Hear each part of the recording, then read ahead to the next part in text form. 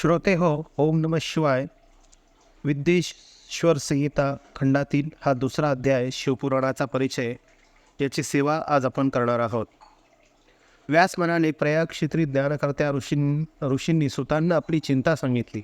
त्यांच्या अंतःकरणातील लोकोद्धाराचे तळमळ जाणून महामुनी सुतांना मोठे समाधान वाटले. त्यांनी भगवान शंकराचे स्मरण केले आणि म्हणाले, साधुजन हो, तुम्ही खूप चांगली गोष्ट विचारली आहे. तुमचा हा प्रश्न तिन्ही लोकांचे हित करणारा आहे.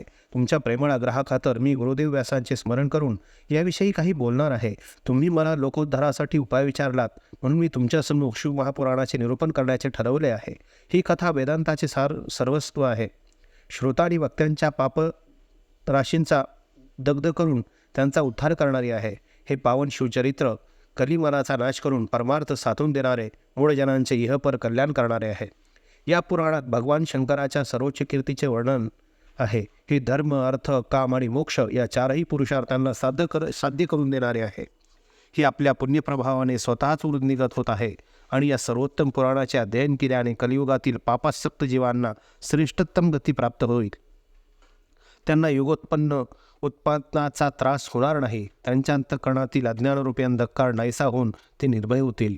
त्यांच्या सर्व क्लेशांचे निवारण होऊन ते सुखी होतील. शिवपुराण वेदतुल्य आहे. भगवान शंकरांनी हे सोमुखाने सांगितले आहे.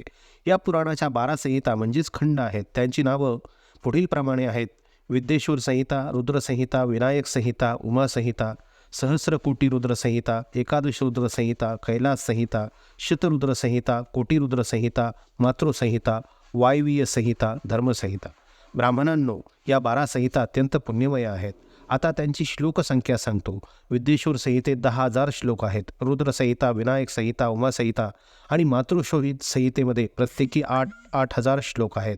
एकादश रुद्र संहितेत 13,000, कैलास संहितेत 6,000, शतरुद्र संहितेत 3,000, कोटी रुद्र संहितेत 9,000, सहस्रकोटी रुद्र संहितेत 11,000, वायवी संहितेत 4,000, तर धर्मसंहितेत एकूण 12,000 श्लोक आहेत. अशा प्रकारे मूळ शिवपुराणात 1,00,000 श्लोक आहेत, पण व्यासांनी याला 24,000 श्लोकांमध्ये संक्षिप्त केले आहे. पुराणांच्या क्रमवारीत शिवपुराण 4थ्या क्रमांकावर आहेत. या संक्षिप्त आवृत्तीत 6 संहिता आहेत. अतिप्राचीन काळी भगवान शंकरांनी शतकोटी श्लोकांचा एक महान पुराण ग्रंथ निर्माण केला होता. सृष्टींच्या आरंभी रचलेले हे पुराण साहित्य फारच विस्तृत होते. कालांतराने द्वापार युगात कृष्णद्वैपायन आदी महर्षींनी त्या पुराणाचे 18 भागात विभाजन केले, त्यांना संक्षिप्त स्वरूप दिले. त्यामुळे ते महापुराण केवळ 4,00,000 श्लोकांमध्ये सीमित झाले. त्यामध्ये शिवपुराण 24,000 श्लोकांचे आहे. या पुराणात अनुक्रमे विद्येश्वर संहिता, रुद्रसंहिता, शतरुद्र संहिता, कोटी रुद्र संहिता, उमा संहिता, कैलास संहिता आणि वायवीय संहिता अशा 7 संहिता आहेत. हे निर्मळ शिवपुराण भगवान शंकरांनी प्रतिपादित केले असून याला संक्षिप्त स्वरूपात संकलित करण्याचे संपूर्ण श्रेय शैव शिरोमणी भगवान व्यासांना जाते. हे पुराण सर्व जीवांचे कल्याण करणारे, त्रिविध तापांचे शमन करणारे, मनुष्यांच्या पापांचा नाश करून त्यांना उत्कृष्ट गती प्रदान करणारे आणि सत्पुरुषावर उपकार करणारे आहे.